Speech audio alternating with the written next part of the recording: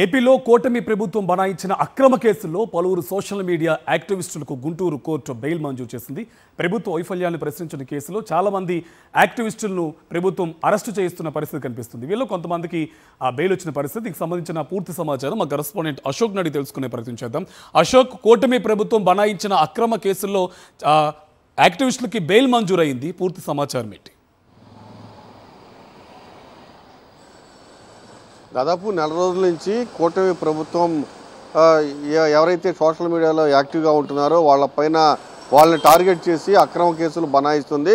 అయితే సోషల్ మీడియాలో ఎవరైనా పోస్ట్ పెడితే కేసు నమోదు చేస్తే 41A నోటీస్ ఇచ్చి విడుదల చేయాలని సుప్రీంకోర్టు గైడ్ లైన్స్ చాలా స్పష్టంగా చెప్తుంది. కానీ ప్రభుత్వం మాత్రం ఒక పథకం ప్రకారం వాళ్ళపైన నాన్ బెయిలబుల్ కేసులు పెట్టి జైలుకు పంపే పనిలో ఉన్నారు. నెల రోజుల నుంచి వందలాది మంది పైన నాన్ బెయిలబుల్ కేసులు పెట్టి బనాయించి అక్రమంగా జైలుకు పంపిన పరిస్థితి రాష్ట్రంలో ఇదే నెల రోజుల నుంచి కొనసాగుతున్న పర్వం. అయితే చాలా స్పష్టంగా ఉంది, సోషల్ మీడియాలో పోస్ట్ పెడితే ఖచ్చితంగా 41A నోటీస్ ఇవ్వాలన్న రూల్స్కి విరుద్ధంగా, ఆ చట్టానికి ఆ రూల్స్కి విరుద్ధంగా ప్రభుత్వం వ్యవహరిస్తుంది.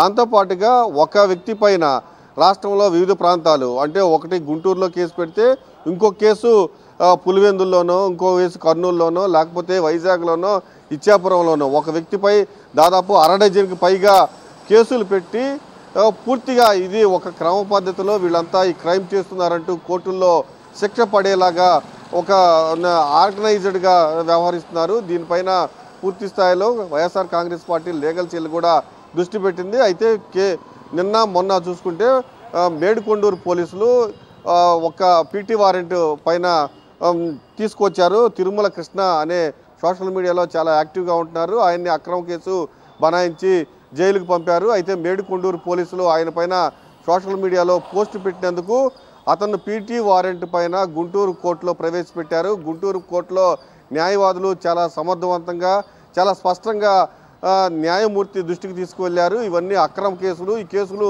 ఈ విచారణ అర్హత లేదు, ఎవరిపైన అయితే కేసు పెట్టారో వాళ్ళు ఫిర్యాదు చేయలేదు, కానీ నాన్ బెయిలబుల్ కేసులు పెట్టి అక్రమంగా జైలుకు పంపించే పనిలో ఉన్నారని చెప్పడంతో పీటీ వారెంట్ను రిజెక్ట్ చేశారు. అంటే రిమాండ్ రిజెక్ట్ చేశారని చాలా స్పష్టంగా అర్థమవుతుంది.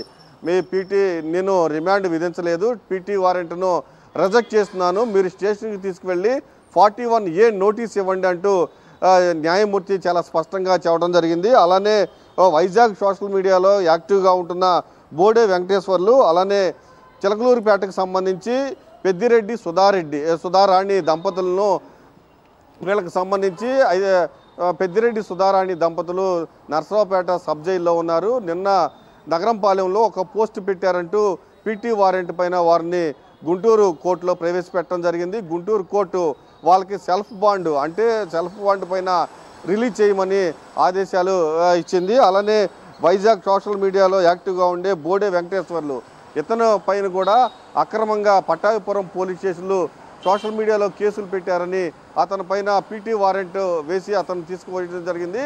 కోర్టు చాలా స్పష్టంగా ఇవన్నీ ఏదైతే YSR Congress party legal cell వాదనలతో ఏకీభవించి వీళ్ళకి బెయిల్ ఇవ్వటం కూడా జరిగింది.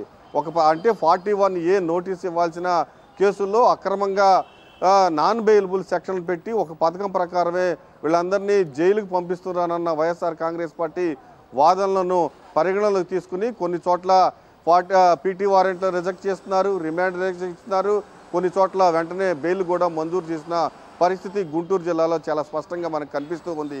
Karthik. Right, thank you Ashok.